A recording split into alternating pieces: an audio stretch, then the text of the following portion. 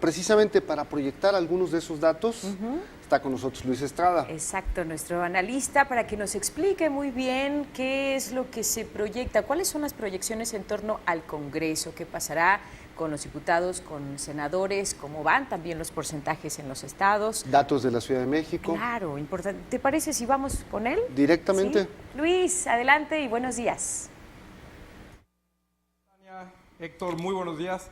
Pues mira, hicimos un análisis de lo que los resultados que conforme se iban presentando en los PREPs diferentes, específicamente en el de la Ciudad de México, el Distrito Federal, más el de la Cámara de Diputados y el de la Cámara de Senadores. Si análisis de cuál sería la proyección, y recordemos, esto es una proyección únicamente con los datos que se tienen de la distribución del PREP y también algunas otras variables como resultados históricos y sobre todo las reglas electorales que permiten sobrerepresentación o no permiten sobrerepresentación de acuerdo al caso que nos concierne. Entonces, tenemos que para la Asamblea Legislativa del Distrito Federal, muy parecido a lo que dijimos al momento de obtener el dato de la encuesta de salida Milenio Geiza para el Distrito Federal, tenemos que las izquierdas, y así lo vamos a englobar, las izquierdas PRD, PT, Movimiento Ciudadano, tiene 42 asambleístas. Esto es porque prácticamente va a obtener todos los distritos de mayoría de la Asamblea del Distrito Federal, más una sobrerepresentación de 2 o 3 asambleístas más, por lo cual tendría entre 42 y 43, lo cual representa el 63.6%. Tenemos que la segunda fuerza en la Asamblea, y esto es algo que sucede por primera vez desde 1997, es el PRI, que va a tener 15 asambleístas, y esto es aproximadamente el 23%, 22.7% de la Asamblea. Y por último, el PAN, con 9 asambleístas, todos de representación proporcional, quizá todavía está peleando a lo mejor alguno de mayoría, eso no se ha confirmado, y el PAN tendría el 13.6%, con lo cual vemos que fue una victoria arrasadora de las izquierdas, quizá también, y eso lo discutiremos en un minuto más, haya ganado todas las delegaciones, así que tendrá la jefatura de gobierno, prácticamente una mayoría arrasadora en la Asamblea y prácticamente todas las delegaciones. Esto en lo que concierne a la Asamblea Legislativa del Distrito Federal. Si ahora analizamos cuál es el resultado de la Cámara de Senadores. Para la Cámara de Senadores tenemos que recordar que se distribuyen 2 senadores por el principio de mayoría y de los dos de la fórmula que gana, y el primer senador de la fórmula que queda en segundo lugar. Entonces estamos hablando de 3 senadores por estado, más una lista de 32 senadores de representación proporcional, donde todo el país se distribuye como una circunscripción. Con estos datos, y aparte recordando que no hay una cláusula ni de gobernabilidad ni de sobrerepresentación en el Senado, como sí la hay en diputados, y esto lo discutiremos más adelante, tenemos que el PAN tendrá 40 senadores aproximadamente, esto es el 31.3% de la Cámara. El PRI y el Verde juntos tendrán aproximadamente 58 senadores, que representan el 45.3%. Las izquierdas PRD, PT y Movimiento Ciudadano tendrán 29 senadores, esto representa 22.7%, y el PANAL tendrá, el Partido Nueva Alianza tendrá quizá un senador, y esto es el 0.8%, con lo cual queda prácticamente confirmado con estas tendencias y esta proyección que el PRI no obtendrá la mayoría absoluta en la Cámara de Senadores, como en algún momento se llegó a plantear, y que el PAN será la segunda fuerza, en buena medida porque encontramos más estados que son una fuerza bipartidista PAN-PRI, y que estados que sean una fuerza bipartidista PRI-PRD. Así que el primer dato es, el PRI no parece que obtenga una mayoría absoluta en la Cámara de Senadores con los datos que tenemos hasta el momento. Y por último, veremos cuál es la distribución de nuestra proyección para la Cámara de Diputados. En la Cámara de Diputados tenemos que recordar 2 cosas. Hay 300 diputados de mayoría relativa, son los 300 los distritos en los que se divide el país, más 200 de representación proporcional que se asignan en 5 circunscripciones, todas de igual número de votantes, divididas en estados también, y que ahí en cada circunscripción se otorgan 40 diputados de representación proporcional de acuerdo a una lista predeterminada de los partidos. con esta información tenemos la siguiente proyección.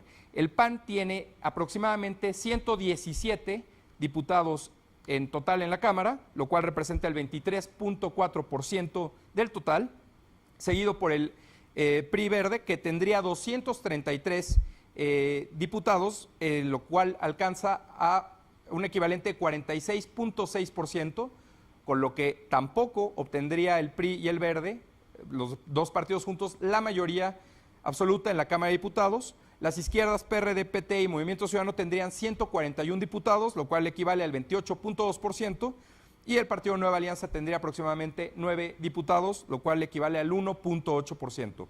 Aquí, a diferencia del Senado, vemos que la segunda fuerza es las izquierdas, el PRD, PT y Movimiento Ciudadano, por encima del PAN. Así que vemos un balance de fuerzas muy especial, en el cual el PAN tiene la segunda fuerza en la Cámara de Senadores y las izquierdas tienen la segunda fuerza en la Cámara de Diputados, sin que el PRI tenga la mayoría en ninguna de las dos cámaras, que me parece esta proyección lo más importante a destacar hasta este momento con el avance del PREP. Obviamente, no solo el PREP nos dará un dato mucho más fidedigno de esto, sino por supuesto, y eso es lo que hay que esperar a fin de cuentas, el conteo distrital que arrancará el miércoles para diputados y presidente, y el domingo próximo el conteo distrital, o bueno, en este caso el conteo para obtener el número exacto de senadores en la Cámara, que pues hasta el momento parece ser que, a pesar de que el PRI tenga la mayoría, no tendrá la mayoría absoluta. Vamos a un corte, regresaremos con un poco más del análisis de estas proyecciones.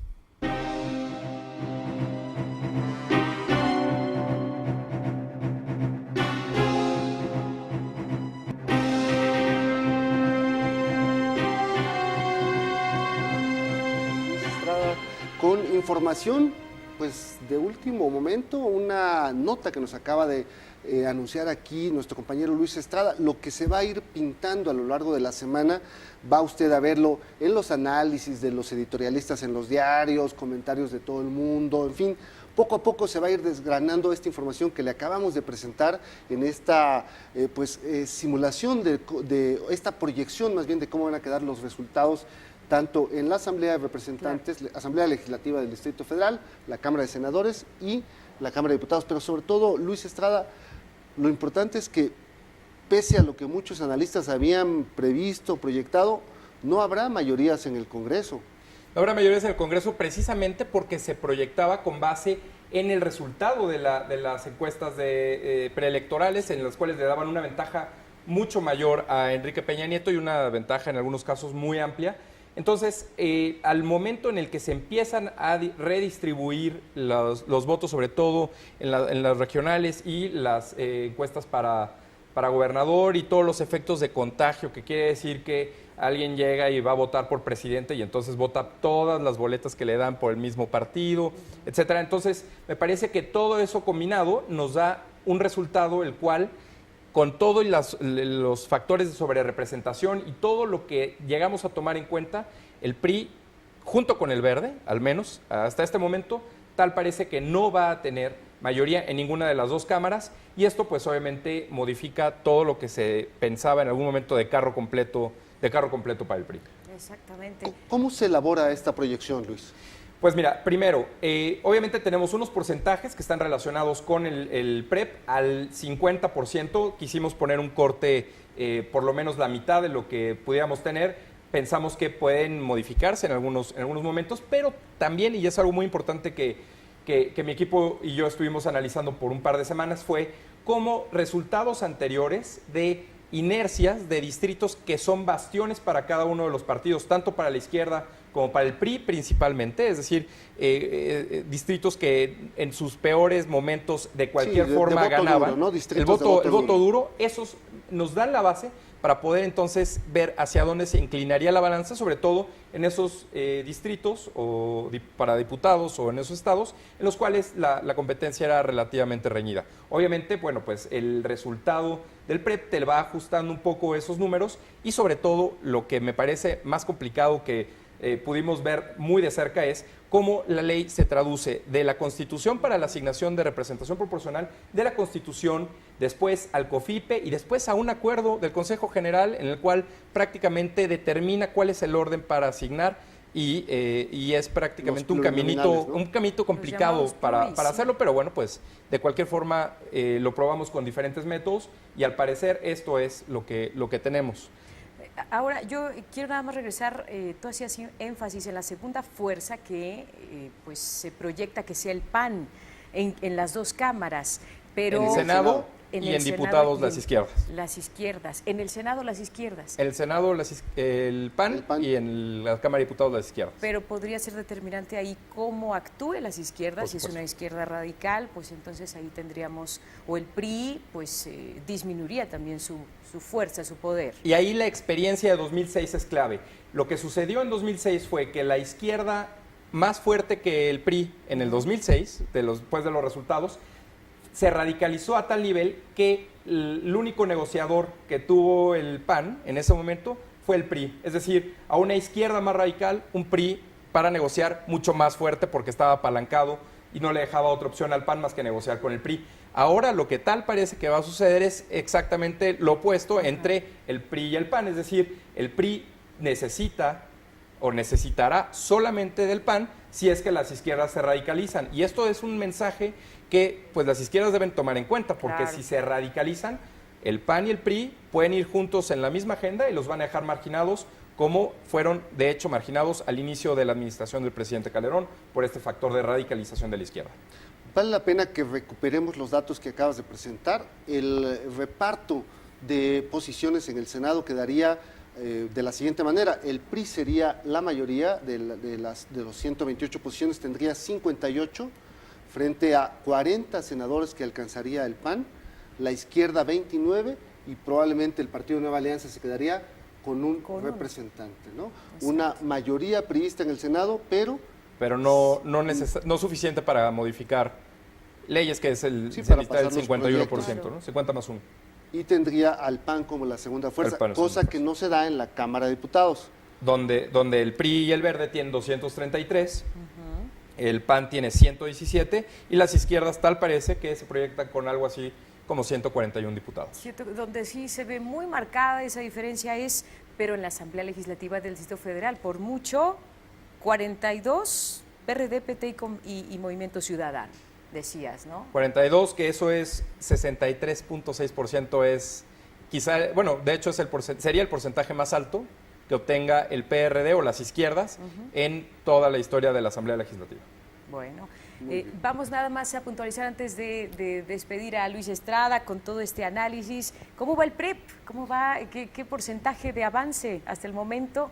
¿Qué te dice hasta el momento? Por un lado, el PREP comenzó a alentarse, ¿no? Una cosa que ya habías adelantado cuando iniciábamos esta transmisión cerca de las 3 de la mañana, que tú habías señalado que al llegar a cierto porcentaje volvía a disminuir el ritmo de avance del PREP, ¿no? Disminuye la velocidad a la cual empiezan a llegar nuevas paquetes electorales a los distritos.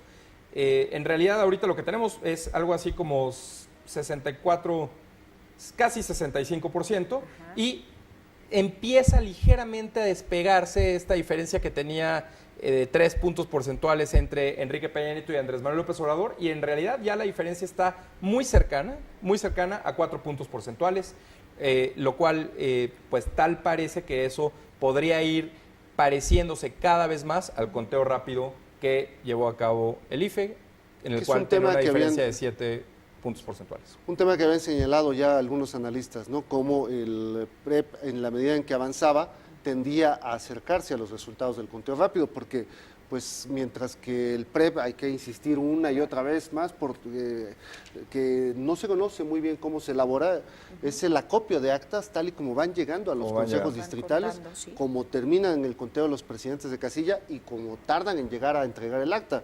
Así que no tienes ninguna metodología estadística para poder proyectar resultados, ¿no? Te llegan de aquí, te llegan de allá, no sabes exactamente de dónde están llegando, a diferencia de un conteo rápido en el que tú asignas cuotas específicas por sector de población, por segmento de población, por estado, por distrito, y el resultado que te arroja pues es muy cercano al que seguramente dará el conteo oficial. Así es. Y ya tenemos pues prácticamente varias cosas que poder destacar con cierto nivel de certeza. El primero es una participación, como decían hoy en la mañana, del 62%, Exactamente. más o menos, y sobre todo que pues quizá el gran perdedor de la jornada electoral es el PAN.